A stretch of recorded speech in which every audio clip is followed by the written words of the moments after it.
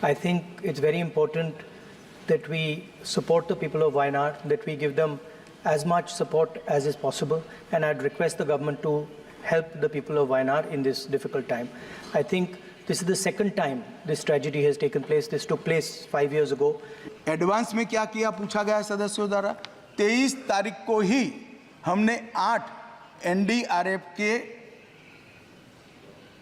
पूरे दल वहां पर भेज दिए गए। मान्यवर, क्योंकि हमें मालूम था कि 23 तारीख को 30 तारीख के आसपास भूस्खलन होगा या बाढ़ आएगी या बारिश ज़्यादा होगी तो ज़रूरत पड़ सकती है। अब डिजास्टर मैनेजमेंट का हमारे संविधान की स्कीम के तहत 2 हिस्सों में जिम्मेदारी आती है। एक, दुनिया भर की टेक्नोलॉजी को भारत के लोगों के लिए यहाँ लाना, टेक्नोलॉजी का उपयोग करना, टेक्नोलॉजी से सर्जित पूर्वानुमानों का विश्लेषण करना और विश्लेषण कर कर राज्य सरकारों को और देश की जनता को अलर्ट करना। दूसरा, ये फेडरल स्ट्रक्चर है, राज्य की जिम्मेदारी है कि केंद्र सरकार जो सूचनाएं भेजता है इसके अनुरूप लोगों को समय से पहले ही, आपदा आने के पहले ही वहां से हटाना, उनको सुरक्षित जगह पे ले जाना। और मान्यवर, मैं कई राज्यों ने ऐसा सफलतापूर्वक करा है। एक जमाने में 2000 के ज़माने में केरल में साइक्लोन आया, करीब करीब 10,000 लोग मारे गए थे। परंतु अभी अभी केरल में साइक्लोन आया, सिर्फ एक जान गई क्योंकि 7 दिन पहले सूचना दी गई थी और पूरा इवैक्यूएशन कर लिया गया था, इसलिए सिर्फ एक जान। और गुजरात में भी साइक्लोन आया, गुजरात में भी 7 दिन पहले सूचना पहुंच गई थी, पूरा इवैक्यूएशन हो गया। मैं गर्व के साथ कहता हूं, एक भी जान नहीं गई, एक भी पशु भी नहीं मरा है, क्योंकि संपूर्णतः 7 दिन बहुत बड़ा समय होता है। राज्य प्रशासन की जिम्मेदारी है किसको उठाए। मैं कोई किसी पे दोष मढ़ना नहीं चाहता, मैं ये प्रश्न खड़े कर रहे हैं और उनको ऐसा है कि केंद्र सरकार को घेर रहेंगे, इसलिए मैं थोड़ी स्पष्टता कर रहा हूं मान्यवर। और यहां पर कई रिपोर्टों में, अब माननीय हमारे सदस्य के लिए, बेंगलुरु एमपी के लिए बहुत बड़ा आक्रोश कर दिया गया, मगर ये वास्तविकता है कि आईआईटी दिल्ली का इसी साइट के लिए रिपोर्ट दिया गया है कि यहाँ से जो अनधिकृत लोग रहते हैं उनको किसी भी स्कीम के तहत हटाए जाए।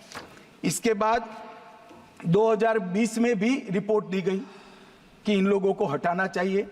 ये ज़्यादा संभावना वाला बाढ़ की और भूस्खलन की ज़्यादा संभावना, मगर नहीं हुआ।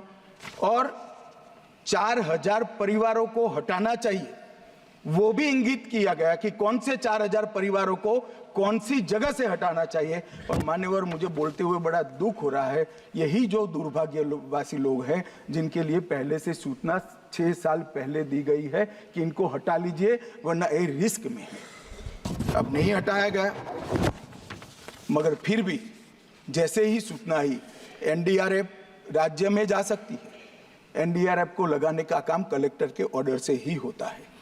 जैसे ही कलेक्टर ने सुबह 4 बजे हमें ग्रीन सिग्नल दिया, हम पहुंचे, लोगों को बचाया। सेना पहुंची, इंडियन एयरफोर्स पहुंचा, हेलीकॉप्टर पहुंचा, हमारी सीआईएसएफ की टुकड़ी एक वहां थी, वहां पहुंचा। सेना ने तत्काल एक कच्चा ब्रिज बनाया, उस पर से 1000 लोगों को बाहर निकाला और सैकड़ों लोगों को बचाने का भी काम हुआ है। मगर कुछ दुर्भाग्यशाली लोग थे जिनको हम नहीं बचा पाए। इसका हम सबको नुकसान, हम सबको दर्द भी है, दुख भी है और नुकसान हमें झेलना पड़ा है, उनके परिवारों को भी झेलना पड़ा है। मान्यवर, मेरा एक ही अनुरोध है कि डिजास्टर मैनेजमेंट के मामले में सभी राज्य सरकारें जितनी भी योजनाएं 2014 के बाद बनी है, एक मैं बिल भी लेकर आने वाला हूं, इसी सत्र में लेकर आने वाला हूं, इसमें डिटेल में बताऊंगा। कृपया आप इसका अभ्यास करिए। इसकी अर्ली वार्निंग सिस्टम को, कभी कभार वो गलत भी हो सकता है, परंतु फिर भी किसी को हटाने में कोई नुकसान नहीं हटाया और बाढ़ आ गई या भूस्खलन हो गया तो मारे जाते हैं। इसको गंभीरता से लेना चाहिए और स्फूर्ति के साथ इसको करना चाहिए। जहां तक स्फूर्ति का सवाल है, भारत सरकार ने बचाव कार्य में कोई कसर नहीं छोड़ी है। हमारा हर वर्टिकल जो बचाव के लिए बना है, हर वर्टिकल आज वहां मौजूद है, दिन रात काम कर रहे हैं। प्रधानमंत्री जी स्वयं कंट्रोल रूम से सीधी जानकारी दे रहे हैं, मेरा कार्यालय और मैं भी ले रहे हैं। नित्यानंद राय जी हर रोज 4 घंटे वहाँ पर कंट्रोल रूम में खुद मेरे MOS बैठ रहे हैं और इसका मॉनिटरिंग कर रहे हैं। मैं इतना केरल की जनता को जरूर आश्वस्त करना चाहता हूं कि रिलीफ और रिहेबिलिटेशन के लिए हम कोई कसर नहीं छोड़ेंगे। भारत सरकार इस संकट की घड़ी में केरल सरकार के साथ चट्टान की तरह खड़ी।